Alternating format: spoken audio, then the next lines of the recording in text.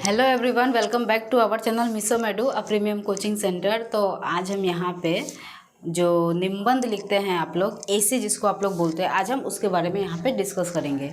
तो निबंध एक ऐसा टॉपिक होता है जो किसी के भी बारे में, देश के बारे में, खेल के बारे में, या फिर किसी पूजा पर्व त्यौहार के बारे में, ये सब के बारे में बताता है। तो बहुत से लोग, बहुत से स्टूडेंट ऐसे हैं जो उसको सही तरीके से लिखना बिल्कुल भी नहीं जानते, कि वो बस जो है, अगर मान लीजिए मैंने बोला कि खेल के बारे में लिखो, तो वो सीधे खेल के बारे में लिखेंगे। लेकिन उसमें भी एक भाग आता है खेल का। सबसे पहले उसकी भूमिका क्या होती है, खेल कैसे होता है, वो भूमिका को लिखा जाता है। उसके बाद उसका जो विषय वस्तु है वो देखा जाता है। उसके बाद उपसंहार देखा जाता है। ये सही तरीका होता है निबंध लिखने का, चाहे वो किसी के बारे में हो, खेल के बारे में हो, या कोई पर्व के बारे में हो, या छुट्टियों के बारे में, किसी के भी बारे में हो। तो आज हम यहाँ पे वही निबंध कैसे लिखते हैं, आज हम यहाँ पे उसके बारे में जानेंगे। तो स्टार्ट करते हैं आज का वीडियो। तो सबसे पहले आता है कि देखिए, सबसे पहले मैंने यहाँ पे निबंध दिया है। निबंध को हम लोग ऐसे बोलते हैं, ठीक है, आप लोगों को तो पता ही है, ये ऐसे बोलते हैं। तो सबसे पहले मैंने समझाने के लिए एक टॉपिक लिया जो है खेल का महत्व, जीवन में खेल का महत्व। तो इसके ज़रिए ही मैं आपको बताऊंगी कि कैसे लिखा जाता है। तो देखिए, सबसे पहले अगर आप मान लीजिए आप क्रिकेट खेलते हैं, तो क्रिकेट के बारे में अगर वहाँ पे बोला गया तो क्रिकेट के बारे में लिखिए, क्रिकेट का क्या महत्व है। तो आप ये नहीं लिखेंगे कि क्रिकेट अच्छा लगता है, क्रिकेट इतना समय में खेला जाता है, या ये होता है वो होता है। सबसे पहले क्रिकेट की भूमिका लिखी जाती है, उसके बाद उसके बाद उसकी विषय वस्तु लिखी जाती है, ठीक है। तो वैसे ही मैं यहाँ पे आप लोगों को बता रही हूँ कि खेल का महत्व।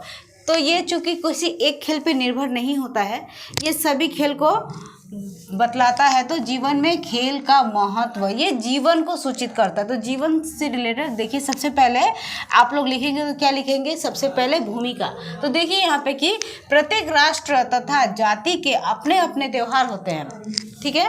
तो अपने अपने त्यौहार होते हैं, त्योहारों के माध्यम से ही हम अपने देश या जाति के संस्कार को प्राप्त करते हैं, ठीक है। त्योहार जीवन में समरसता लाते हैं तथा जीवन को सुखमय एवं एकताबद्ध करते हैं। प्रत्येक त्योहार प्रेम, सद्भावना तथा एकता के सूत्र से बंधे हुए हैं। त्योहारों में हमारे सांस्कृतिक गौरव एवं पारस्परिक महत्व की बातें छिपी रहती हैं। अतः इन्हें जीवित रखने के लिए त्योहारों को याद रखना और मनाना आवश्यक होता है। देखिए, तो जीवन में त्योहार का महत्व, ठीक है।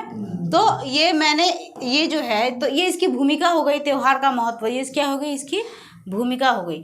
भूमिका की, ये प्रत्येक राष्ट्र में प्रत्येक जाति के लोग अलग अलग तरीके से त्यौहार मनाते हैं। और ये त्यौहार क्या क्या लेकर आता है, सुख लेकर आता है, आनंद लेकर आता है, ठीक है, दुखों को दूर करता है, खुशियाँ लाता है। आपस में आपके घर वालों, पड़ोसी, सबके साथ मिलकर आप त्यौहार मनाते हो, ठीक है। कई बिछड़े लोग आकर उस दिन मिलते हैं। तो ये खेल की भूमिका को बतलाता है। तो खेल की सबसे पहले कुछ भी लिखेंगे आप, उसकी भूमिका लिखेंगे। तो सबसे पहले भूमिका आ गई, उसके बाद देखते हैं उसका विषय वस्तु। तो विषय वस्तु देखिए कि भारत में क्योंकि विषय है तो ये खेल है, तो खेल का विषय क्या होगा, खेल क्या है, भारत का त्यौहार है, या फिर जो पर्व है वो भारत के हैं। तो सबसे पहले विषय वस्तु में हम लिखेंगे कि भारत में त्योहारों का महत्व सबसे अधिक है, ठीक है। भारत में त्योहारों का महत्व, क्योंकि हमारे भारत में, हमारे हिंदुस्तान में हम हिंदू लोग जितने भी हैं बहुत तरीके से त्यौहार मनाते हैं।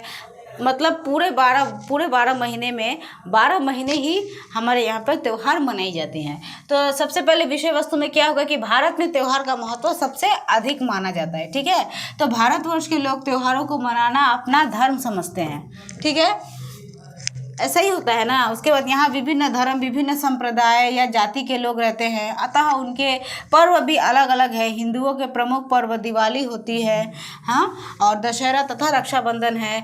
मुसलमानों का ईद, ईसाइयों का पर्व क्रिसमस दिवस, बौद्ध बुद्ध पूर्णिमा मनाते हैं। तो यहाँ पे विषय वस्तु में हर एक खेल को बतलाया जा रहा है और हर एक जाति से रिलेटेड दिखाया जा रहा है, ठीक है, जाति से संबंधित। और यहाँ पे त्योहारों का महत्व बताया जा रहा है। तो जैन महावीर जयंती और स्वतंत्रता दिवस 15 अगस्त तथा गणतंत्र दिवस 26 जनवरी राष्ट्रीय पर्व के रूप में मनाया जाता है, क्योंकि ये जो स्वतंत्रता दिवस है, ठीक है, इंडिपेंडेंस डे, और ये गणतंत्र दिवस है जिनकी रिपब्लिक डे, ठीक है, तो ये जो है ये भी हम क्या करते हैं, हम ये भी त्योहार की तरह ही मनाते हैं। उस दिन ऑफ रहता है, आप लोग घर पे मनाते हैं, झंडा लहराते हैं, तो ये भी हम हिंदुस्तान में त्यौहार की तरह मनाते हैं। तो ये भी एक त्यौहार हो गया। तो विषय वस्तु में आप लोग हमेशा ये ध्यान रखिएगा, विषय वस्तु में कि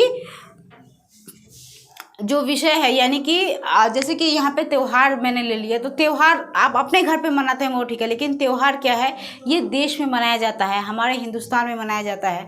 तो ये पूरे हिंदुस्तान का पर्व है, तो विषय क्या होगा, पूरे हिंदुस्तान का होगा। और यहाँ पे अलग अलग संप्रदाय के जाति के लोग हैं जो मतलब त्यौहार मनाते हैं, हर एक तरीके से मनाते हैं। तो वो भी यहाँ पे आप लोगों को विषय वस्तु में दिखाना पड़ेगा कि हर एक संप्रदाय, हर एक जाति के लोग त्यौहार मनाते हैं। अगर जैसे कि मुसलमानों का ईद हो गया, और हमारे हिंदुओं का रक्षाबंधन है, होली है, ठीक है, और दीपावली है, ऐसे कर करके होता है। जैसे कि छठ महापर्व है जो बिहारी लोग करते हैं, तो बिहार में छठ पूजा बहुत बड़े त्यौहार से मनाया जाता है। तो इस तरीके से ये इसका विषय वस्तु हो गया, पूजा से रिलेटेड, पर्व से रिलेटेड, ठीक है। तो ये त्योहारों का महत्व में मैंने बस इतना ही दिया है, इसका उपसंहार मैंने नहीं दिया है, क्योंकि आप लोग बस देखिए कि आप कुछ भी निबंध लिखे, कुछ भी, तो सबसे पहले आप उसकी भूमिका को लिखेंगे कि वो, ये मैंने यहाँ पे बड़ा करके दिया है आप लोगों को समझने के लिए। आप लोग सबसे पहले उसकी भूमिका को देखेंगे कि वो भूमिका उसकी कैसी है, वो कैसे चलता है, कोई भी पर्व हो या कुछ भी हो। तो यहाँ पे भूमिका है, ठीक है। और सबसे पहले उसके बाद आ जाती है विषय वस्तु। भूमिका उसकी मतलब वो क्या भूमिका निभाता है, हमारे देश में त्यौहार कैसा भूमिका निभाता है, वो यहाँ पे मैंने बताया है। और उसके बाद जो विषय वस्तु है, तो वो किस तरीके से मनाया जाता है, कैसे कैसे लोग मनाते हैं, किस संप्रदाय के जाति के लोग हैं, वो आपको इस विषय वस्तु में दिखाना पड़ता है, ठीक है। तो सबसे पहले उसकी भूमिका, उसके बाद उसका विषय वस्तु, उसके बाद आप उसके बारे में बोलिए, ठीक है। अब नेक्स्ट देखते हैं। तो देखिए वहाँ पे मैंने भूमिका और उसका विषय वस्तु बताया। आप कुछ भी लिखेंगे सबसे पहले आप उसकी भूमिका और विषय वस्तु ही लिखेंगे। तो ऐसे ही करके निबंध लिखा जाता है, त्योहारों को लेकर या फिर किसी पर्व को लेकर ऐसे ही लिखा जाता है, भूमिका और उसके बाद उसका विषय वस्तु ही मेन होता है, ठीक है। तो ये आप खेल जो है त्योहार, खेल, ये भी आप उसमें भी भूमिका विषय वस्तु, आप कुछ भी लिखे, निबंध लिखे, अगर किसी महान आदमी के बारे में लिखेंगे तो उनका सबसे पहले आपका परिचय देना पड़ेगा, उसके बाद जीवन परिचय देना पड़ेगा, तब आप उनके बारे में विषय वस्तु करके लिखेंगे। लेकिन जब त्योहार है तो उसकी भूमिका आपको बतानी पड़ेगी, उसके बाद उसका विषय वस्तु, फिर उसके बारे में बताना पड़ेगा, ठीक है।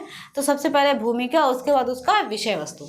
तो अब उस वैसे ही एग्जाम्पल के तौर पर मैं एक चीज़ लेकर आई हूँ, जैसे कि स्वतंत्रता दिवस 15 अगस्त इंडिपेंडेंस डे। तो ये देखिए, ये मैंने इस एग्जाम्पल के तौर पर इसलिए लाया है ताकि आप लोगों को समझ आए। तो सबसे पहले मैंने जैसे कि बोला भूमिका, तो इसकी भूमिका क्या है ये आप लोग बस समझ लीजिए। आप कुछ भी लिखेंगे अगर आप उसके बारे में आप जानते हैं, पढ़ रखा है आपने, तो सबसे पहले भूमिका लिखेंगे, उसके बाद विषय वस्तु लिखेंगे। तो जैसे कि देखिए यहाँ पे कि स्वतंत्रता दिवस में सबसे पहले भूमिका, तो भूमिका देखिए जैसे कि मैंने दिया है कि स्वतंत्रता हमारा जन्म सिद्ध अधिकार है, ठीक है। ये उक्ति कितना सुंदर, कितना उन्मादक और आनंददायक है। स्वतंत्रता प्रत्येक प्राणी को प्रिय होती है, चाहे वो मनुष्य हो या और कोई पशु पक्षी, ठीक है। और यहाँ पे मैंने वस्तुत के तौर पर दिया है कि स्वाधीनता में ही सुख है, तभी तो तुलसीदास ने लिखा है। ये मैंने एक एग्जाम्पल दिया है कि तुलसीदास जी भी कहते हैं, तो पराधीन सपने हूँ सुख नाही। महर्षि दयानंद का भी ये कथन है कि विदेशी राज्य चाहे कितना भी अच्छा हो, स्वदेश के लिए हानिकारक होता है। तो यहाँ पे बस मैंने इसकी भूमिका बताई है, ठीक है। और यहाँ पे देखिए कि भारत सदियों से गुलाम था, इस गुलामी को जंजीर को तोड़ने के लिए महापुरुषों की शक्ति जाग उठी। वैसे ऐसे करके आप लोग लिखेंगे, क्योंकि वहाँ उनके ही चलते, बड़े बड़े महान संतों पुरुषों के चलते ही आज हम यहाँ पे इंडिपेंडेंट है, आज़ाद है। तो यहाँ पे भी उन लोगों के बारे में बतलाते हुए आप लोगों को लिखना पड़ेगा कि भारत सदियों से गुलाम था, इस गुलामी की जंजीर तोड़ने के लिए महापुरुषों की शक्ति जाग उठी। सन ये भी आप लोगों को थोड़ा थोड़ा देना पड़ेगा, क्योंकि ये सब आप अगर सन दे देकर कुछ कुछ इंपॉर्टेंट लाइन लिखते हैं तो आप लोगों को नंबर अच्छे, मार्क्स अच्छे आते हैं। तो सन 1857 में ही आज़ादी की लड़ाई की शुभारंभ हुई, मतलब शुरुआत हुई।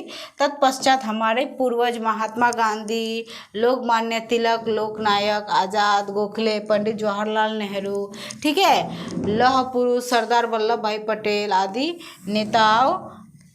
नेताओं ने नारा दिया, स्वतंत्रता हमारा जन्मसिद्ध अधिकार है। तो यहाँ पे जैसे कि मैंने बताया कि कुछ कुछ बड़े जो थे उनके बारे में भी आपको थोड़ा थोड़ा बतलाना पड़ेगा, ठीक है। जन्मसिद्ध अधिकार है, ये देखिए लाइन मैंने फिर से यहाँ पे रिपीट कर दिया है, वल्लभ भाई पटेल आदि नेताओं का नारा कि स्वतंत्रता हमारा जन्मसिद्ध अधिकार है, ठीक है। अब ये जो आप लोग जब इसकी भूमिका लिख रहे हैं तो भूमिका में भी कुछ कुछ अहम बात है, जैसे कि देखिए कि तुम मुझे खून दो मैं तुम्हें आज़ादी दूंगा, करो या मरो, ये जो कथन है तुम मुझे खून दो मैं तुम्हें आज़ादी दूंगा, क्योंकि आज़ादी से रिलेटेड आप लोगों को जब लिख रहे हैं भूमिका, जब आप इसकी लिख रहे हैं, ठीक है, तो इसमें क्या आ जाता है, इसमें वो सारी चीज़ें आ जाती है जो हुई थी आज़ादी से पहले, ठीक है, कि स्वतंत्रता कैसे मिली, तो वो चीज़ें आप लोगों को यहाँ पे दिखानी पड़ेंगी। तो जैसे कि मैंने कहा कि कुछ भी नहीं, जो ज़रूरत वाली चीज़ें हैं वही सब आप लोगों को यहाँ पे अच्छे से बैठाना है। तो जैसे कि देखिए वहाँ पे भी मैंने एक दोहा बताया, और यहाँ पे मैंने ये बता रही हूँ कि जन्म से कि तुम मुझे खून दो मैं तुम्हें आज़ादी दूंगा, ये सुभाष चंद्र बोस जी का कथन है, और करो या मरो ये गांधी जी का कथन है। तो ऐसे ही करके कि इधर उधर अंग्रेजों के पाँव हिल चुके थे, और परिणाम स्वरूप 15 अगस्त 1957 को अंग्रेज अपना बिस्तर बांधकर 7 समुद्र पार कर अपने देश वापस गए, हमने आज़ादी की सांस ली। तो बस इतना लिखने से हुआ, किसके साथ लड़ाई हुई, क्या हुआ, ये आप लोगों को बताना नहीं है, भूमिका बतानी है, तो आप लोगों को इम्पोर्टेंट चीज़ें लिखने से होंगी, ठीक है। और यहाँ पे पर्व मनाने की विधि, तो यहाँ पे मैंने इसलिए दिया है ताकि आप लोग जान लो, ठीक है। तो यहाँ पे देखिए कि पर्व मनाने की विधि, यानी कि जब आप लोगों को 15 अगस्त के बारे में लिखने के लिए बताया जाता है तो आप लोग ठीक से लिख नहीं पाते, तो सबसे पहले मैंने भूमिका बताई, ठीक है। तो जो बड़े बड़े महान पुरुष थे जिनकी वजह से ये आज़ादी हमको मिली थी, उनके बारे में एक एक दो लाइन कर करके मेन चीज़ों को आप लोगों को भूमिका में दिखानी पड़ती है। और मनाने की विधि जो मैंने दी है, तो ये आप लोग ये पर्व कैसे मनाते हैं, आज़ादी का जो दिवस है वो आप लोग कैसे मनाते हैं, उसके बारे में भी आपको लिखना पड़ेगा। चूँकि ये विषय वस्तु है तो इसको देखिए, यहाँ पे आप लोग विषय वस्तु भी लिख सकते हैं, ठीक है। तो प्रत्येक वर्ष 15 अगस्त को हम यहाँ पे ये भी आप लोग लिख सकते हो, उसके बाद आप लोग यहाँ पे विषय वस्तु भी लिख सकते हैं, ठीक है। लेकिन विषय वस्तु ही होता है, मैंने यहाँ पे दे दिया है, आप लोग भी ऐसे लिख सकते हैं कि 15 अगस्त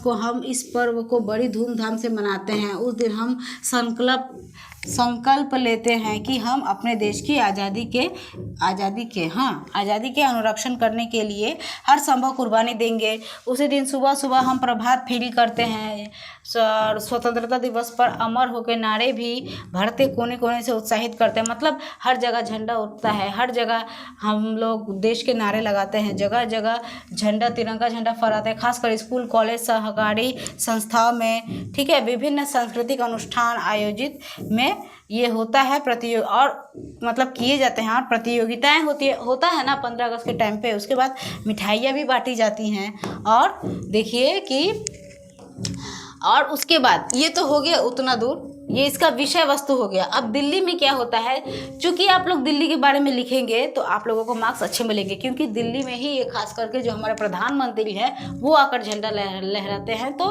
वो भी आप लोगों को थोड़ा बहुत देना पड़ेगा। तो यहाँ पे दिल्ली 15 अगस्त में, मतलब ये वो तो जो आप लोगों ने विषय वस्तु लिखा वो तो हो गई हर एक जगह की बात।